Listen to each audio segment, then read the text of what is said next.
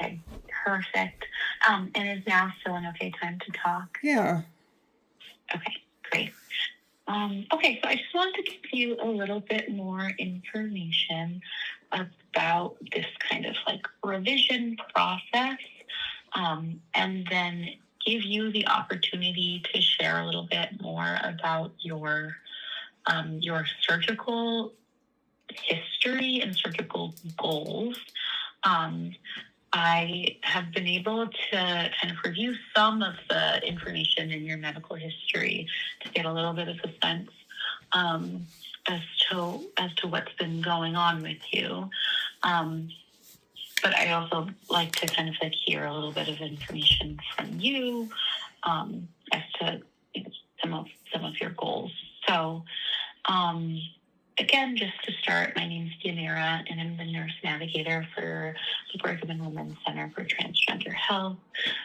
We are kind of like recently taking on new revision cases, and so how the process works is that you and I have a conversation, and I review your medical history, send over a surgical summary to the surgical team, who then reviews it, as well as our social workers will take a look and review your intake.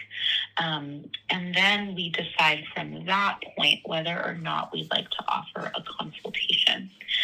Because as in your case, sometimes people are coming from out of state, and we just want to make sure that it's reasonable and something that we could potentially offer if seeing you in consultation.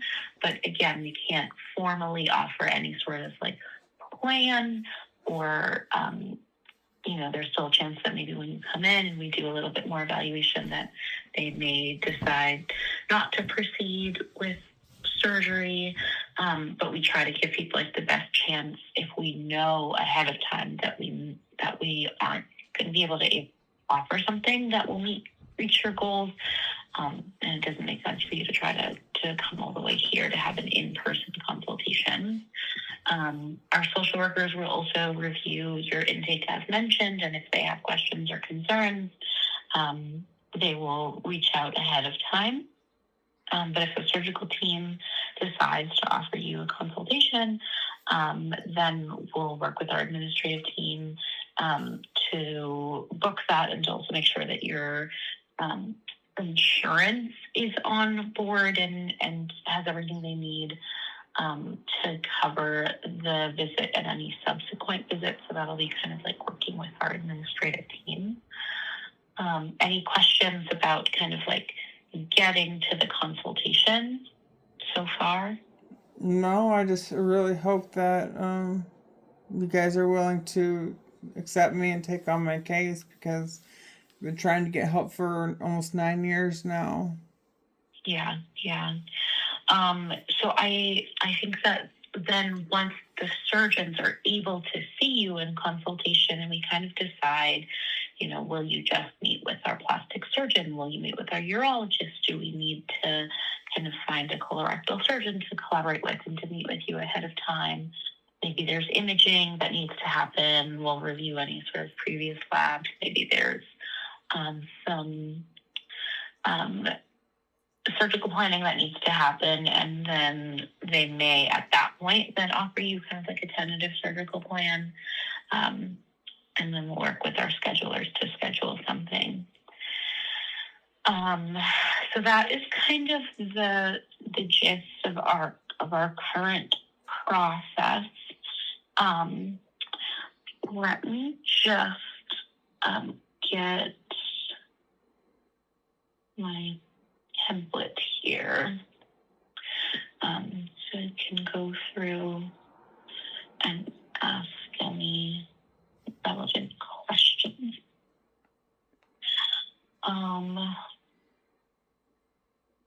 Okay, and so just so we are making sure that we have some of the initial information to make sure that you're a surgical candidate. Just want to make sure that your height and weight and like age and all that stuff is like up to date and fully correct in our system.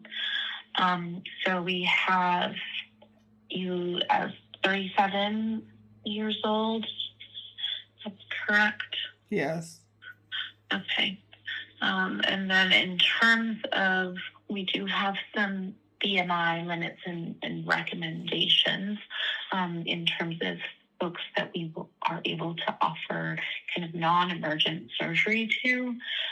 So from your intake, it looks like your height is 5'7", Yeah. and then your weight, as of the time that you filled out the intake form, was 223.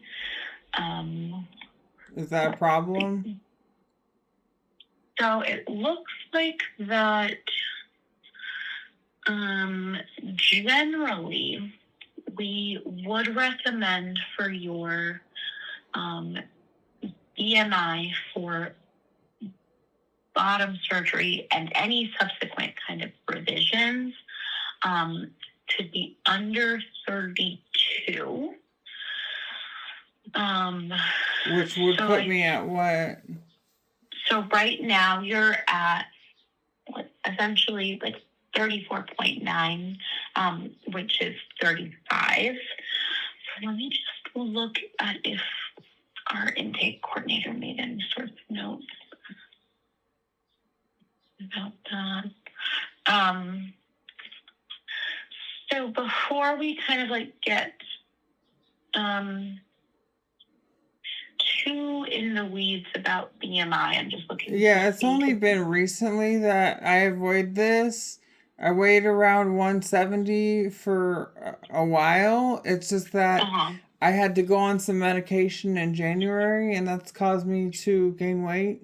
Medication to help me deal with what I'm going through. Yeah. Okay. Yeah. Understood. And my apologies. Normally, in cases like this where we know that the BMI is going to be like out of range for our initial recommendation, we do tell you that kind of like first thing before you go and like kind of like send the like medical records and stuff like that. But because it's a revision, sometimes it goes through a slightly different process. And so I think that she may have missed that the BMI was a little bit elevated for our typical range. So I will ask you, what is it that your surgical goals are? I know that you had a vaginoplasty back in 2017, and unfortunately there was a rectovaginal fistula, and you currently have an ileostomy, and you've seen a few surgeons for various different corrections. And it looks like from the records that I can see most recently, you're interested in, is it a sigmoid or like a colon vaginoplasty revision? Or tell me a little bit more about like what your current surgical goals are. My goal is to be sexually functional and not have the ostomy bag. I don't know exactly how the surgeons would go about doing the repair of this, because every surgeon seems to have a different idea that I've seen. So I'm not really sure what the people at your facility would need to do to get this corrected. Okay, so you aren't kind of like completely dedicated to the surgical plan of having a sigmoid vaginoplasty revision or something like that. Whatever needs to be done to fix this, I'll do anything. Okay, because that was another thing that I wanted to mention, is that our facility here at Brigham, we do not offer like colonic vaginoplasties for revision. And I saw that most recently when you saw the folks at UCLA, that was something that was kind of had been discussed. So I just wanted to be sure that that wasn't something that you were like, I think that this is what I'd like to pursue, because we couldn't offer that. So I just wanted to be clear about that. Whatever needs to be done. I've spoken to one surgeon before that even mentioned using part of a muscle from one of my legs to reconstruct things. Yeah. That is certainly an option that kind of like has been would be typically considered in this kind of a situation. So what I'll say is that unfortunately I can't reach out to the surgical team before your BMI is within range for what they would then pursue surgery. Just our practice is we like for the BMI to be like under the goal prior to when you are going to come in for the consultation. Which I understand that. So you're saying you can't reach out to them because I'm too fat? So in this situation for bottom surgeries or any like bottom surgery revision, we have seen that with elevated BMIs and particularly above the range of 32, it leads to higher rates of complications and patient dissatisfactions with outcomes, essentially because of the like tension that's placed on the tissue in that area. It's just like, a very high tension area and leads to poorer wound outcomes, etc. So they prefer for folks to work on weight loss and BMI prior to coming in for the consultation. But as of now, you won't consider me because I'm over that limit. So as of now, I can't send the information along to the surgical team quite yet. So I'm being discriminated against because I weigh a few pounds more than other people? So it's a plastic surgery policy and guideline. That's somebody's preferences. I shouldn't be discriminated against because of my weight, because I have to take medication because of what I'm dealing with from all of this. Yeah. I deserve help just as much or maybe even more than anybody else because I've been dealing with this for so long. Next month is going to be 9 years. Yes. I completely hear what you're saying. I can send you kind of like our like written out information as to like our BMI policy and the reasons why this policy is in place for patient safety. So it's not necessarily that it's a surgeon's preference. It's more of just that they have these policies in place to ensure the best patient outcomes and to ensure your safety. So what we can do is, if you would like, I'm still more than happy to get the information from you and to hear about your surgical history. And so that way, if and when you decide that you would like to update us in terms of any changes with BMI or with weight loss, then your case is ready to go. And so but I don't want to necessarily ask you to do that if you are not, if you're not comfortable with that, or if that's not something that you would like to pursue at this time. I can say that if you'd like to consider our counterparts over at Mass General, as of right now, they do not have a BMI limit to consult, as in like to go and to meet with the surgical team. But they do have a limit, or they may make recommendations prior to surgery. It's pretty common practice for most surgical teams to have these limits or recommendations. But unfortunately, just due to our volume, we kind of make that determination and that cutoff prior to consultation, whereas other surgical teams are able to make that determination after after the consultation, and then they kind of just wait for you to update them in terms of weight loss and surgical goals. And so normally what we recommend in those cases is for folks to work with their local primary care provider or hospitals to, if this is something that you're interested in, discuss weight loss, nutrition, potentially medications if that's something that you're interested in, and then kind of just stay in touch with us until we're ready to move forward with the next steps. So who am I talking to now then? I thought this was Mass Brigham, Mass General, whatever. Yep. So Mass General Brigham is the whole hospital entity, but within that organization, there's a few different hospitals that are under the umbrella of Mass General Brigham. So we are Brigham and Women's Hospital with Dr. Brian Kuhn and Dr. Boyson being our urologist and plastic surgeon.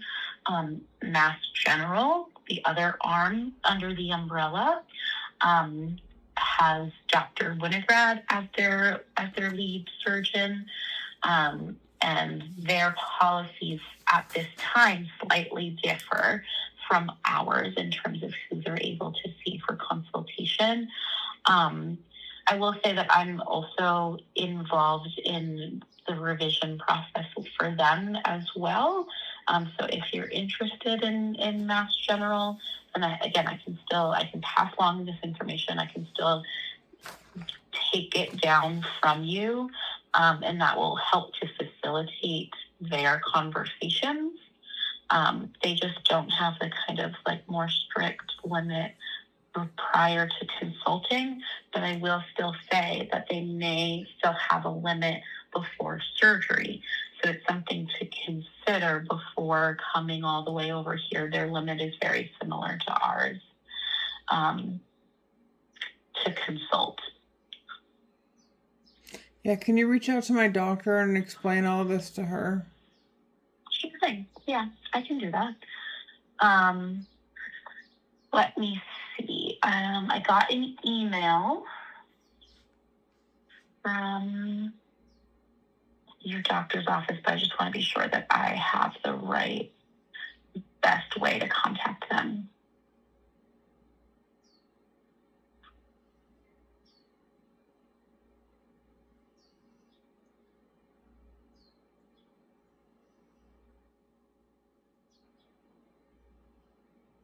Okay. And would it be Dr. Rosalind Weingarten, or is it that's Dr. Correct, Dr. Weingarten. Dr. Weingarten. Okay. And so I can reach them via phone at 702-315-4600. Correct. Okay. And then could I also reach out via email to there's a nurse core, nursepccon@yahoo.com? Yes. Okay. I will reach out and kind of discuss this information. In the meanwhile, could I ask you if you feel comfortable just sharing where you were evaluated kind of most recently for a revision, and then anywhere you last had surgery, just so I can see if I can pull those electronic medical records, because I know that you sent them all to us in this Google Drive, but it's great if we can kind of fully integrate it into our health record. And I can see if those locations have access to Epic. Yeah, that would be UCLA is the last place that I went trying to get help. Okay, the last place go ahead. No, I was just confirming. The last place you consulted was UCLA, but unfortunately they were unable to offer you a surgical plan. That's correct. Correct? Okay. And then prior to that? The last place that has actually operated on me was Loma Linda University in 2018.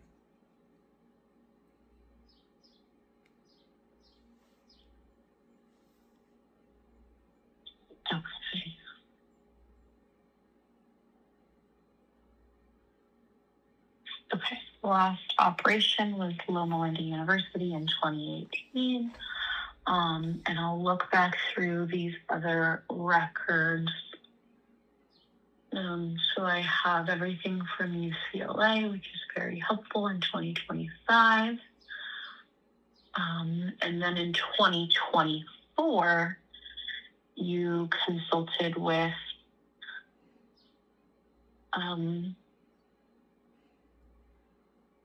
it says UNLV. Let's take a peek at that.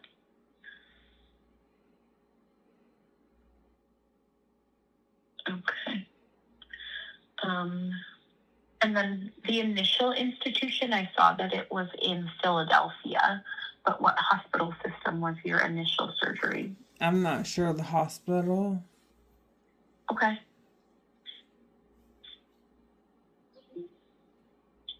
Are those initial records in here? Yeah, I have 2017 in here.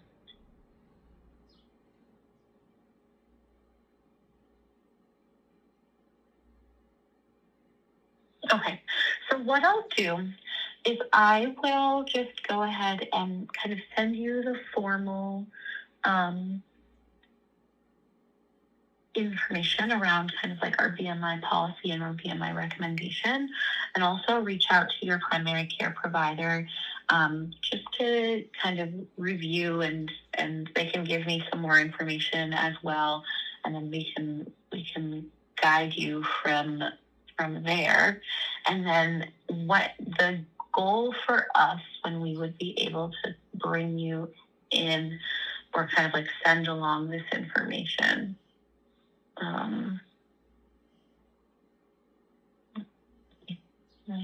7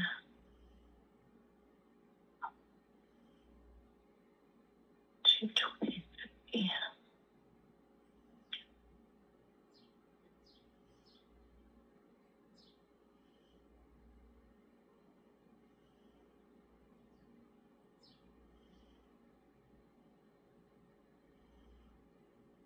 So it looks like there's a little bit of wiggle room with us being able to offer a consultation.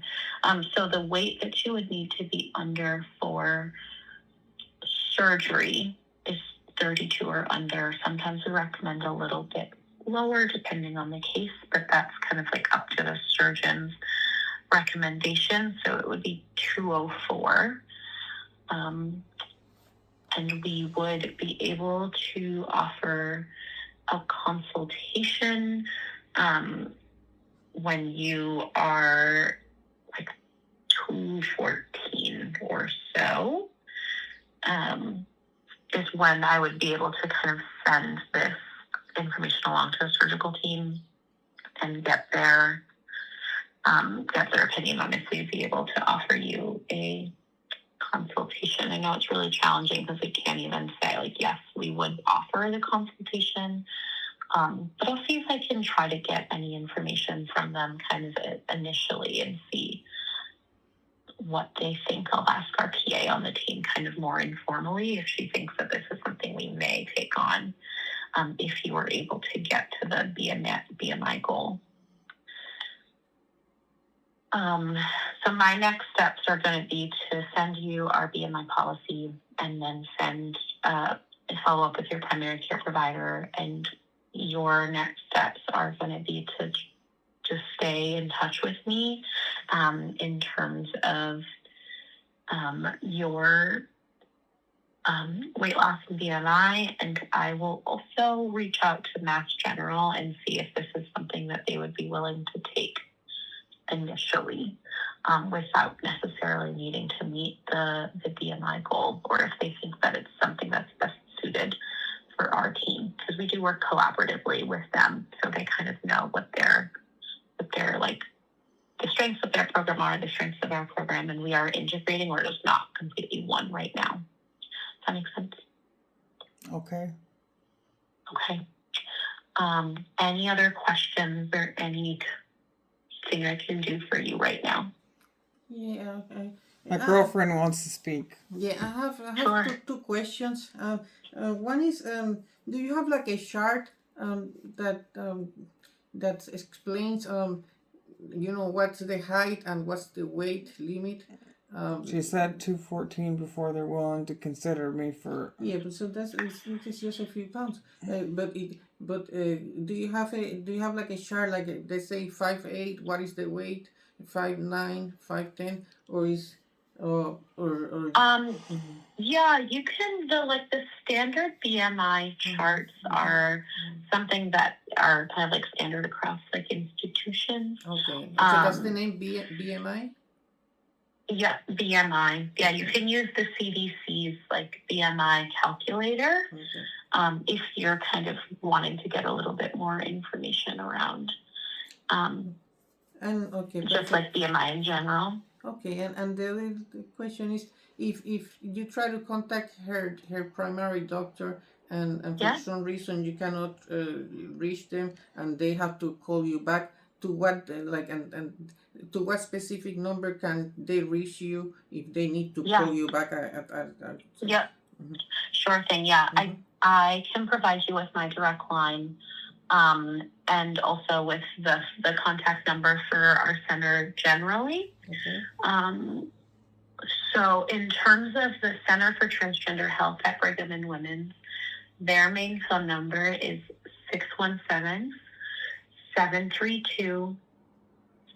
617-732-5303.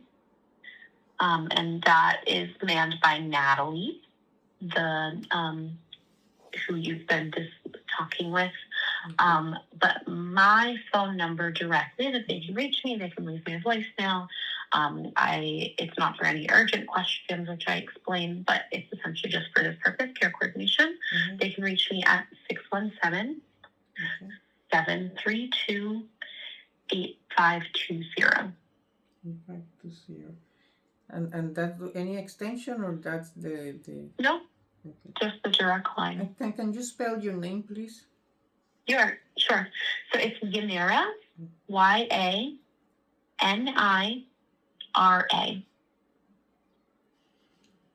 The last two letters are, sorry? RA.